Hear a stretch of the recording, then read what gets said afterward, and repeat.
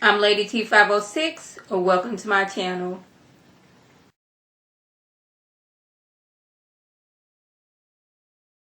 Hello everyone's. I am here for Love and Hip Hop Atlanta Season 8 Episode 20, The Reunion Part 2. If you're new to my channel, welcome. If you're returning, you a family member, you one of my peoples, welcome back. So we're starting off with the lie detector test that Carly looked like she slept through last episode. Y'all know when they was asking her questions, have you and Carly ever had a threesome with Hiram? She was sitting up there. No. Like she was asleep or drugged the entire time. But I was like, why are we doing this? Because I distinctly remember her saying that she had slept with them while they was in Trinidad. But anyway, when we have asked her, have you and Pooh ever slept together? There was no deception. Have you and Pooh and Hiram ever had a threesome? No deception. Have you ever defecated on sheets? No deception. So this is when she's saying that this is what a hapathological liar looks like. A hapathological liar. Not a pathological. A hapathological liar looks like. I was like, I had to look at that twice. I was like, okay, let me make sure I spell it right. Because y'all know how auto check be doing it. Like, no, even though you're trying to spell this, I'm going to make you spell that. But a hapathological liar. Even Jack was like, a what? Yeah, a hapathological liar. This is what a hapathological liar looks like. But we have some more. Have you and Pooh been sexually intimate? Inconclusive. Have you and Hiram been had any physical sexual contact? Inconclusive. So it looks like she done something with Pooh and she done something with Hiram, but not together, and she wasn't defecating on sheets. That's what I got out of it. Because I was like, you said that you had did something when y'all was in Trinidad. I remember that. Once Mimi got you off to the side by yourself, you was like, yeah, I did it. You kind of slipped up and said it, but you said it nonetheless. So I don't know why we needed to do these, I'm about to say paternity tests. I be watching too much, paternity court during the week. But anyways, yeah, you already admitted it. But Pooh was like, Carly done slept over my house lots of times. That time when you got your butt done, you had to stay over my house because you had to keep your butt lifted up in the air. I got my butt done too. Now I was like, was an actual factual board certified doctor involved, or was this one of those we went to the intercontinental type of situations? Because it seemed like y'all went to the intercontinental and y'all recovered at your house. Now I'm not saying that I believe it. Could it be? Possibly, because there's been times in the past we talked about how Carly's butt, it don't look proportioned to thighs. Now, I say this all the time. I'm not going to shame anybody if they want to put a little more junk in your trunk. But I'm just saying, make sure that your thighs and legs match. Don't have this big old behind and then have some doggone stick for your legs. No, you got to proportion that out. Make sure your thighs and your butt match. That's all I ask. Because I don't want you out here looking crazy and people talking about you. But like I said, I was almost completely positive that she had said that, she had slept with him once upon a time. That they had sex. But I guess she's saying, we didn't have sex together. I had sex with him separately. And I wasn't out here defecating on sheets. So Scrap Deli was talking about how when he was in prison, it was hard on him. KK at one point was saying how she told him that his daddy was alive. But maybe I'm making this up in my head, or I just thought this. But I thought KK thought she had killed their daddy. Maybe I'm wrong. Maybe I just thought that in my head. I tend to do that sometimes. But I don't know why I would think that. But anyways, she was saying how she found out that the daddy was alive because one of his friends told him, and she was like, what? And then she told, I guess Scrap De Leon, hey, your daddy got the same, birthday and name as this person. Woo, your daddy's alive. But anyways, that ain't really got nothing to do with it. I was like, because she was saying, what's the name on your birth certificate? And I was like, shouldn't you know that? But anyways, he was saying how Carly came to visit him while he was in prison. It was hard. It was good to see a familiar face. And Carly was like, yes, when you incarcerated, it's hard on you. So, I went to go see him. And Pooh thought it was a good idea to say, yes, that's because they were sleeping together. And KK didn't think that was such a good idea because she took the hand and reached and grabbed Pooh by the hair and yanked with full force and might her. But I will admit, Pooh's wig did not shift a little bit. It did not shift at all. When she got, after, they didn't, security came and broke that up, she got up and her wasn't her out of place. I was like, your hair was like either sewed down really, really well, or it was glued down really, really well, because that weave and her wig did not shift a little bit. Monique, on the other hand, she got caught in the crossfire because she was in the middle of KK and Pooh, and she was just an innocent bystander. She was like, child, I guess I gotta go get my breath done again. Like, I guess it's like brushing my teeth. It's like natural now. Like, she didn't get like shifted. So, y'all know Monique, she ain't but that big anyway. So the force of KK trying to, seemed like she was trying to de-weave KK, and poor Monique and got caught in the shelf. I was like, oh, poor Monique. You was just sitting there minding your own business and caught in the middle of this scuffle. So we got to talk about the whole flu debacle. Tokyo says that it's true that she flew to Atlanta, but she flew first class, and she don't even be checking her bags. What makes her look like she gonna be out here checking for doggone outwire because she's the queen of Atlanta? I'm like, girl, you are not the queen of anything. If you need first class and security on something, you are not a queen. Stop calling yourself that. But Jock was like, if don't nobody else think you a queen, then you should think you a queen. I was like, I guess. And then Spice jumped up, well, I guess I'm queen of the dance hall of Atlanta because, I'm coming to Atlanta and I'm queen of the dance hall. I'm in Atlanta, so I guess it's going to be more than one queen.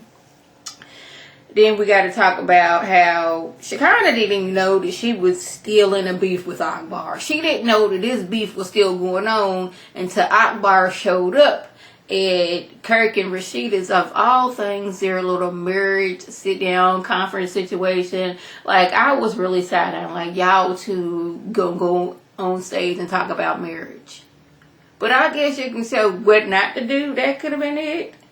Type of situation. But I was like, when was somebody going to like step up and say, Pooh, you sure was getting people all rowdy and then like having them do your dirty work. You had Shay Matt do that with Carly, and then you had Akbar do that with Shekinah because you was mad at Shekinah for whatever reason. Didn't nobody say that, and I was kind of wishing that they had. But like I said, Shekinah, she didn't even know that they had a beef going on. She dated dude when she was younger, and she was young, dumb, and in love. He didn't have no job, and she was basically taking care of him. Well, I was like, well, when I was at him, I ain't had to do that. He was taking care of me. She's like, see, that's being disrespectful. That's not what we're going to do. For whatever reason, I was tired rewinding this because I kind of started late, and I'm extra tired because your girl woke up at like 2 o'clock in the morning and didn't get back to sleep till 6, and I had to be up at 8. So I apologize if I'm not enthusiastic or my normal self during this review. I do apologize to y'all. But anyways, somewhere in the midst, Sierra gets to talking about Pooh or whatever, and these two go back and forth. I think it was Shekinah said something about Pooh talking about some shut up man, and then Sierra jumped on and talking about some be quiet grandma. And this is when Pooh, because y'all know she love a good prop, pulls some panties out of her dress and throws them on the stage and talking about some, these is my panties that Sierra wore. I don't want them back because the stains won't come out of them, even though I just had them close to my body mere seconds ago. But I don't want them because they were stained. I'm like, first of all, that's nasty. Wearing somebody else's drawers. That would be for Sierra if this was true. And Pooh, you nasty because you didn't keep these dirty drawers, and then you had them on your person ready to be thrown on the stage. Like, what is up with you keeping dirty items? First you were saying how you kept these dirty sheets from like 4 years ago. Now you got these dirty panties that you want to throw on stage. Like, what is up with her keeping soiled items to throw them on stage? Something wrong with Pooh, y'all. Something wrong with her. Whereas, okay, at one point, Akbar tries to fight Shekinah, but Shekinah's like, she's talking about Shekinah and her what she said, her major red outfit or some whatever outfit it is. She's like, yes, look at me now, I'm a marching or something like that. She's like, I'm not worried about you. I'm not trying to fight you because I'm not a fighter, but I will call the police on you quick, fast, and in a hurry. Okay, I will do that. At one point, Moniece was on there and they had to discuss how she was having issues with Akbar not showing up to the studio. Like, studio costs money.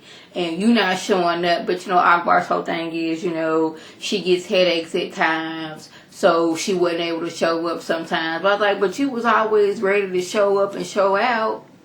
You was ready to fight at any given second. And you wasn't worried about headaches or fragments of the... Now, I'm not saying that, what she going through ain't real, but I'm saying that you can't be woman. I can't show up to the studio to do actual work because I got a headache and I still have fragments of the bullet in my skull, but then turn around, be ready to fight somebody every time you turn around and you're not worried about these same fragments in your skull. Because what if somebody hits you and then that causes further damage? That's all I'm saying. Now we move over to Kirk and Rasheeda, and she clarifies how she said that there was infidelities between the both of them. Her infidelities happened before they got married. So this is over 20-something years ago when she had her infidelities. Like, Rasheeda was like 19, 20-ish when she got, maybe 18 when she got with Kirk. Now, y'all correct me if I'm wrong. So, she was still like young, like before, like young. And I guess she was out here, still being young. And even though she was with Kirk, who was, somewhat older, don't know how much, but I know he is older, and she cheated on him. Well, with Kirk he didn't cheated throughout the marriage. We seen him on season 1 out here cheating. And now he got a whole entire baby out here on Rasheeda. So she wanted to clarify that whole cheating situation. But we found out that Kirk told everybody but Rasheeda that Jasmine had his number. His kids knew, his mama knew, the fellas knew. Like, he told everybody but Rasheeda, because this whole thing is, I don't want Rasheeda to get mad. Like, Kirk and his Adam's apples always, do something and hide it, and then, try to, make up after he did it. He type of person, he'd rather ask for forgiveness and permission. That's the kind of person him and his Adam's apple are. But I was like, I'm gonna need you to sit down. And now I was like, sat down Rasheeda, because she talking about something. Yeah, it should be some type of communication between, Kirk and Jasmine, since they got a baby together. It's just, I need to know about it. I was like, that's not what you said last time. You still want, you and Kirk and his Adam Apple wanted Kelsey to be the one, to be the go-between between you and Jasmine. And Kelsey ain't got nobody pregnant, and Kelsey ain't got pregnant. But you wanted her to stop what she's doing and go over there and make sure your baby all right. Like, you and Jasmine have a baby together. You two need to communicate with each other. And if Rasheeda needs to hop on there and be like, okay, how about her? Like, I know Rasheeda, she's not in this space at this current situation, but like, okay, have it like a group text between y'all. Between like Jasmine, Kirk, and Rasheeda, like, hey Kirk, the baby, Candy, he's not really feeling good right now, and if it gets worse, I'll let you know in a group chat so Kirk and Rasheeda can know this. That way it's not like Kirk's going behind, Rasheeda's back or anything. But I was like, you wasn't saying that during the season that, they need to be communication, because you was on like, we gonna have to figure some things out, like we needed some carrier pictures or something like that. But anyways, she's going on about like, you had a baby with a married man and you thought he was going to change his structure for you. I was like, ain't no telling what Kirk told her, because Kirk, if we're going by what the show was saying, Kirk had her in her own place, was overpaying her money. He was probably telling her, things kind of, iffy right now, but he's going to leave Rasheeda and these two going to be together. I could see Kirk saying some mess like that. It's just that he didn't anticipate, getting pregnant, and then like, what am I gonna do? Like, she was like keeping it quiet for the longest time until like, I guess she figured she didn't want to keep quiet no more. You acting funny out here, so I'm gonna just tell the world what's going on. So y'all, that was the gist. We had Tokyo on there, which I do not know what Tokyo had on. It was it wasn't fringe, but it was giving me a fringe feel, like, but all over. And it was like black and green. I did not like it at all. Was not a fan of that at all. But she said she's doing better with her depression. Like, she didn't believe in depression. She didn't know she had depression until, you know, the girls came over there and, like, let her know, like, you not yourself, sis. Like, something ain't right. But she doing better, and, you know, she trying to get her a plus size lingerie, you know, line out there, so that's good for her. She said she is trying to do better with eating healthier and getting healthier. So I was like, that's good for her, y'all. I know it's hard. I'm trying to, I mean, I know this ain't got nothing to do with me, but I'm trying to lose weight. Haven't had to drink a soda in like a month, and I've been drinking so much water, it's kind of scary. Like, I've been drinking water, but like now it's like I want water. Like, I done had me, like, I'm up to like 6 bottles of water a day. So y'all just keep, I know that ain't got nothing to do with it. So that was the gist. If I left anything out, by all means, leave a comment below. If you're new to my channel, welcome. Feel free to subscribe. It's free all day, every day, free 99. Make sure your notifications are on, so when my beautiful face puts up a new video, you can click it, you can like it, you can share it with your friends. If you're returning, you a family member, you one of my people, y'all know what to do. Tell your people to tell their people to come over here and be one of my peoples. This is Lady T signing off. Have a good one.